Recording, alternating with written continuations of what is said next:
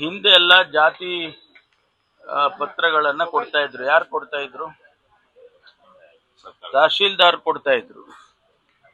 ಈಗ ಹೊಸದಾಗಿ ಏನಾದ್ರು ಆಗಿದೆಯಾ?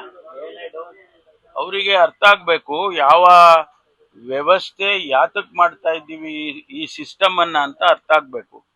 SIR ಕೇಳುವಾಗ ಅವರು ಕೇಳಿದ್ದಾರೆ ಜಾತಿ ಪ್ರಮಾಣ, ಪರ್ಮನೆಂಟ್ ರೆಸಿಡೆನ್ಸ್ ಇದೆಯಾ ನಿಮಗೆ, ಇದು ಒನ್ ಆಫ್ ದಿ ಪ್ಯಾರಾಮೀಟರ್ಸ್.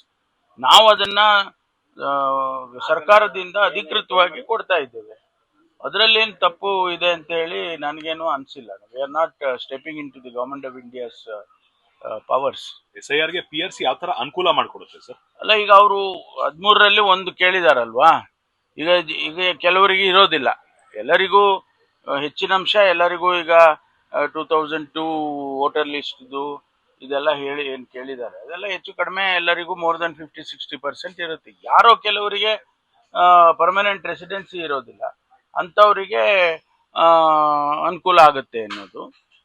ಒಂದು ಕಡೆ ನೀವು ಬಾಂಗ್ಲಾದೇಶದವ್ರಿದ್ದಾರೆ ಹೆಚ್ಚು, ಬೇರೆ ರಾಜ್ಯದವರೆಲ್ಲ ಹೆಚ್ಚಿದ್ದಾರೆ, ಅವರಿಗೆಲ್ಲ ನೀವು ಇದು ಫೆಸಿಲಿಟೀಸ್ ಕೊಡ್ತಾ ಇದ್ದೀರಾ ಅಂತ, ಇದನ್ನೆಲ್ಲ ಕಾರ್ಡ್ಗಳೆಲ್ಲ ಕೊಡ್ತೀರಾ, ಅದು ಆಧಾರ್ ಕಾರ್ಡ್ ಕೊಡ್ತೀರಿ, ಈ ಥರ ಎಲ್ಲ ಕಂಪ್ಲೇಂಟ್ಸು ಇವರೇ ಸದನದಲ್ಲಿ ಅನೇಕ ಸಂದರ್ಭದಲ್ಲಿ ಚರ್ಚೆ ಮಾಡಿದ್ದಾರೆ. ನಾನೇ ಗೃಹ ಸಚಿವನಾಗಿ ಅನೇಕ ಬಾರಿ ಉತ್ತರ ಕೊಟ್ಟಿದ್ದೇನೆ. ಎಷ್ಟು ಜನ ಬಾಂಗ್ಲಾದೇಶೀಸ್ ಇದ್ದಾರೆ, ಹೊರಗಡೆಯವರು ಎಷ್ಟು ಜನ ಇದ್ದಾರೆ, ಇದ್ರ ಬಗ್ಗೆ ಎಲ್ಲ. ನಾವು ಇದನ್ನು ಅಧಿಕೃತ ಮಾಡಿದ್ರೆ 10 ವರ್ಷ ಈಗ ರಾಜ್ಯದಲ್ಲಿ ಇದ್ದಾರೆ ಅಂತ ಏನಾದರೂ ಕೂಡ ಡಾಕ್ಯುಮೆಂಟೇಶನ್ ಸಿಕ್ಕಿದ್ರೆ ಅವ್ರಿಗೆ ಕೊಡ್ತೀವಿ. ಯಾರಿಗೆ ಸಿಗೋದಿಲ್ಲ ಅವರಿಗೆ ಸಿಗೋದಿಲ್ಲ ಅಲ್ವಾ. ಈಗ ಬಾಂಗ್ಲಾದೇಶದವ್ರಿಗೆ ನಾವು ಏನು ಕೊಡೋಕ್ಕಾಗೋದಿಲ್ಲ. ಅವಾಗ ಅವ್ರಿಗೆ ಗೊತ್ತಾಗುತ್ತೆ ನಮಗೆ ಯಾರು ಅಧಿಕೃತ ರಾಜ್ಯ ಸರ್ಕಾರ ಅಂತ ಅವರ ಆರೋಪ.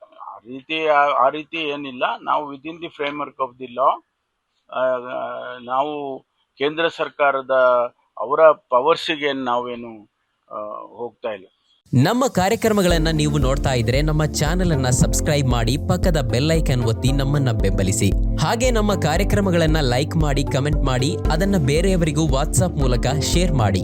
ನೀವು ಹೀಗೆ ಮಾಡಿದಾಗ ನಮ್ಮ ಚಾನೆಲ್ ಇನ್ನಷ್ಟು ಮತ್ತಷ್ಟು ಜನರಿಗೆ ತಲುಪಲು ನೀವು ನಮ್ಮೊಂದಿಗೆ ಸಹಕರಿಸಿದ ಹಾಗಾಗುತ್ತೆ.